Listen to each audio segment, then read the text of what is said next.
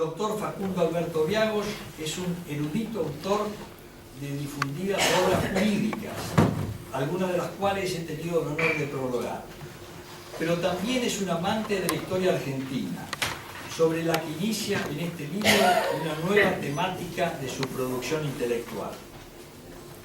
No disimula el autor su condición política peronista, denotando la influencia de uno de los autores clásicos predilectos de Juan Domingo Perón, el historiador y moralista griego Plutarco, que vivió en la primera centuria de la era cristiana y escribió Vidas Paralelas, obra donde sumó sus conocimientos históricos con sus principios monales. Hizo el paralelismo entre célebres personajes de la historia antigua griega con otros de la historia romana, realizó comparaciones que sugieren verdaderas enseñanzas morales. Los peronistas como Viagos hemos seguido a menudo la huella del conductor, utilizando paralelismos semejantes para explicar fenómenos históricos argentinos. Así es como recuerda Viagos en este libro que en 1955 mi amigo Alejandro Olmos, en una discusión con algunos nacionalistas prontos a sumarse al golpe de Estado contra Perón, les dijo: ustedes están equivocados, esto es un nuevo Caseros, haciendo un paralelismo entre Urquiza y Lonardi. Hasta los propios golpistas que derrocaron por entonces a Perón coincidieron en el parangón que proclamaba a Caseros como modelo. Y mi otro amigo y escritor, Fermín Chávez, retrucó a los peronistas de entonces con el argumento de que si Caseros era el antecedente de la denominada Revolución Libertadora, la línea histórica del pensamiento nacional era Rosas Perón. Ese paralelismo ya ha quedado consagrado en las convicciones populares argentinas y Viagos las retoma en Ignominias Paralelas, donde da nuevos enfoques a las cuestiones relacionadas que aborda desde una perspectiva moral interesante, entendida como afrenta colectiva contra la comunidad en su conjunto. En torno a ello, realiza el autor disquisiciones dignas de ser leídas e interpreta diversas circunstancias a través de su concepción ética. Con idioma claro y comprensible para todos, conocimientos históricos y razonamientos rigurosos que le son propios, Viagos edifica el resto de la obra, que es atrayente y recomendable. Yo quiero agradecer también la presencia acá del historiador Miguel Ángel Lentino, autor de otro libro que recomiendo, Sarmiento, mentirosa es su historia. Bueno, muchas gracias.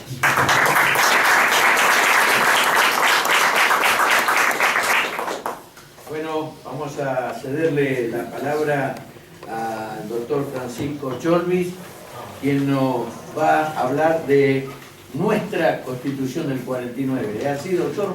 Así es. Gracias, compañero. Le agradezco profundamente permitirme exponer sobre tan importante texto constitucional. Le agradezco al compañero Viagos que me haya permitido compartir esta mesa tan importante en la presentación de esta obra que inicia su carrera histórica y que trata de desbrozar una ignominia que todavía no está cerrada. Este es el problema de hoy. La Argentina debe cerrar de una vez por todas esta ignominia que ya va a tener casi 60 años. Por eso, en este acto, yo lo comienzo señalando memoria y compromiso en el camino que vamos a desarrollar, y honor a todos los compañeros que nos han acompañado en esta lucha y que hoy no están presentes.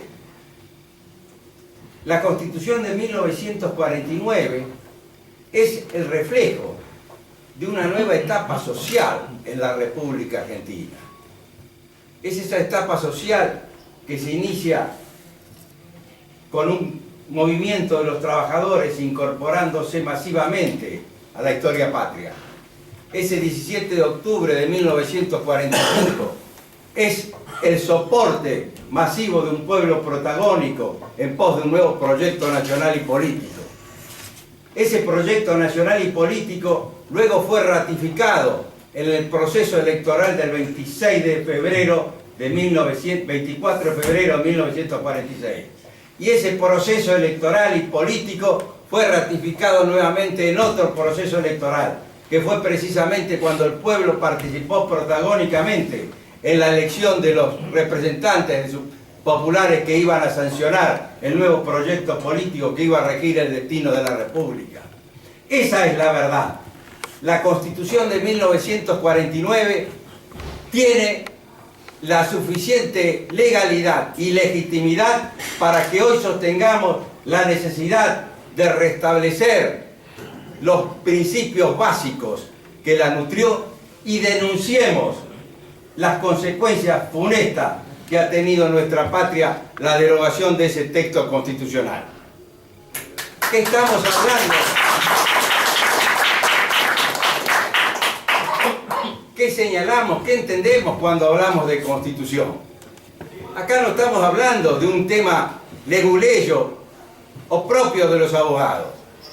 Cuando hablamos de Constitución, estamos hablando de un proyecto político nacional. Un proyecto político nacional y popular, que es el que debe regir los destinos de un país, de una nación como la nuestra.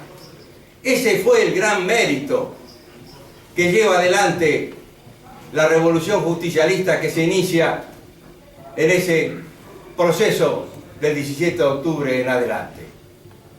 Ese texto incorpora toda una serie de principios que hacen a los derechos básicos del ser humano, una serie de principios que hacen a efectivizar la democracia en el ejercicio del poder político, una serie de principios que le permiten al pueblo tener la posibilidad de elegir a quien quería que guíe su destino como nación.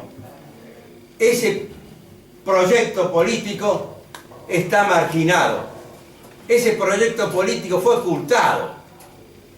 Las facultades de derecho lo proscribieron. Por eso bien señalaba el maestro y compañero Alberto González Arzac, es la gran desaparecida, la Constitución Nacional de 1949.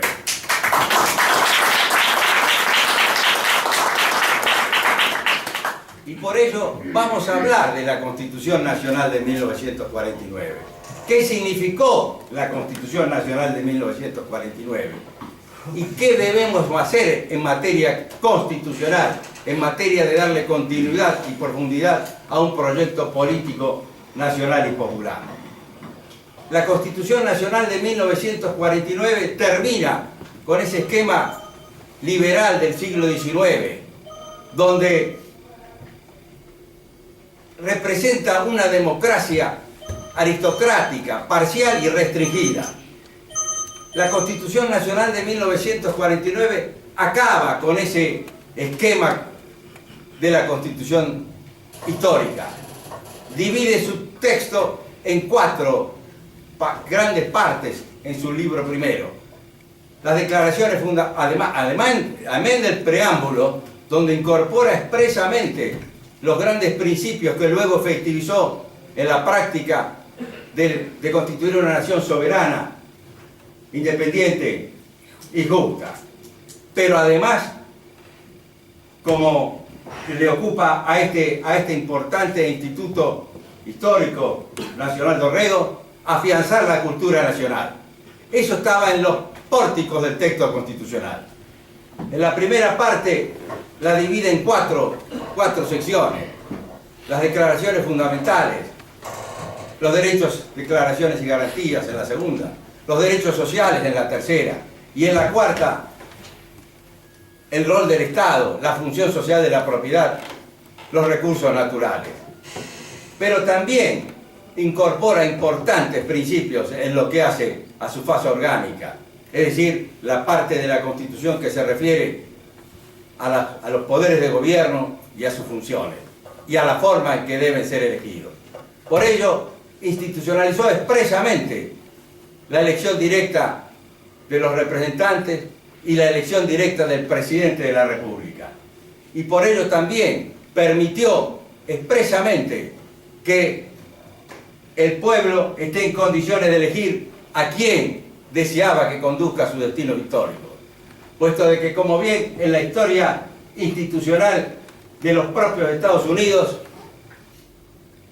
cuando se sanciona una norma que tenía raigambre similar, se estableció que en la vida de los pueblos hay personas que tienen tales características propias, que interpretan las necesidades del pueblo y llevan adelante los medios y las vías para concretarlos.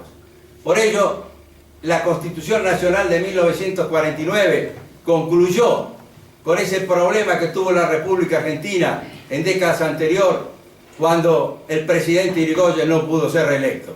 Ahí vino una agachada histórica y después vino el golpe de Estado del año 30. La República Argentina, en este proceso histórico, quiebra ese esquema liberal. Está luchando contra esos factores internos y externos que pretenden retrotraer a los pueblos y frenar su progreso social. La República Argentina, en ese texto histórico, concluye con el liberalismo como motor del proceso económico y social. Por ello, esta es todavía una carga vigente, es una ignominia que debemos tener muy en cuenta, puesto que la Constitución de 1949 aún ni figura como en los antecedentes históricos institucionales de nuestra Constitución vigente. El pueblo argentino hizo efectivo, a través de esas normas constitucionales, hizo efectivo el mayor problema jurídico que existe, que es hacer efectivo el goce de los derechos económicos, sociales y culturales, los derechos básicos del ser humano. Y ello lo hizo precisamente con las nuevas normas de política económica constitucional que sancionó la Constitución de 1949. En sus artículos 37, refiriéndose a los derechos sociales, y en el capítulo 4, artículos 38, 39 y 40, sobre la función social de la propiedad, el capital y el proceso económico. Pero también en lo que se refiere a las declaraciones, derechos y garantías, la Constitución Nacional de 1949 proscribió, erradicó el abuso de derecho como forma de marginar el goce efectivo de los derechos por el pueblo a través del principio absoluto. Y también incorporó otra serie de normas que se refieren a los derechos individuales, como fue el tema del recurso de habeas corpus y de amparo.